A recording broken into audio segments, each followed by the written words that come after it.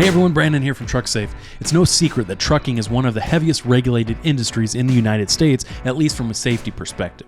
With hundreds, maybe even thousands of laws and regulations to be concerned with, it's really no surprise that there's some misunderstanding or misinformation out there on various regulatory topics.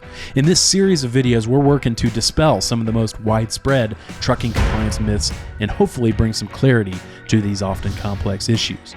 In this particular video, we're tackling driver applications and what specific information applicants must provide concerning their employment history.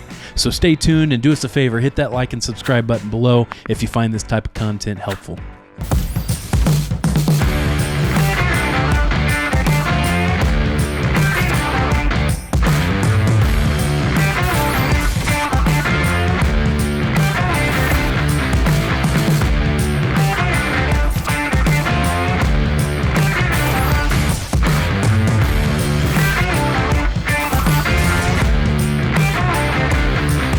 Alright, so there's a lot that goes into qualifying a regulated driver. Applications, motor vehicle reports, license checks, drug tests, and the list goes on. One particularly critical component of the driver qualification process is the past employment verification that prospective motor carrier employers must make on every driver applicant. Of course, in order to conduct these verifications, carriers must first know for whom an applicant has worked in the past. But how far in the past must driver applicants go when filling out their employment history?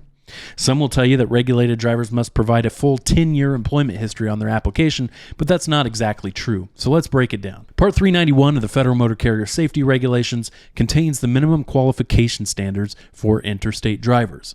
Section 391.21 requires that all regulated drivers complete an application anytime they apply to drive for a new motor carrier.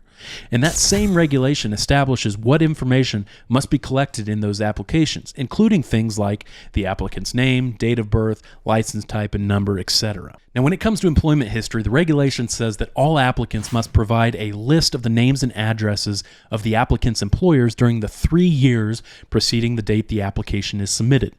For any such employers, the applicant must also provide the dates he or she was employed, the reason for leaving those employers, and whether the job was subject to the federal regulations and drug and alcohol testing specifically. This is found in 49 CFR section 391.21B10. Easy enough, right? Unfortunately, here's where things start to go off the rails a little bit. Subsection 11 of that same regulation goes on to say that certain categories of driver applicants, namely those seeking a driving position that requires a commercial driver's license, or CDL for short, must provide some additional employment history information. Specifically, in addition to their initial 3-year employment history, CDL drivers must list an additional 7 years worth of employment history for a total of 10 years, but only for any employers for whom the applicant was an operator of a commercial motor vehicle. Put a little differently, applicants for CDL positions must provide an initial 3 years worth of employment history for all previous work, including not just driving positions, plus an additional 7 years worth of driving-related employment history. This is in contrast to applicants for non-CDL positions who only need to provide the initial full 3 years worth of employment history. Now, Part 391 of the Federal Safety Regulations goes on to address what prospective employers are to do with the previous employment history, including contacting previous employers to verify employment. So this is why it's imperative that motor carriers obtain the correct information from prospective drivers in the first place.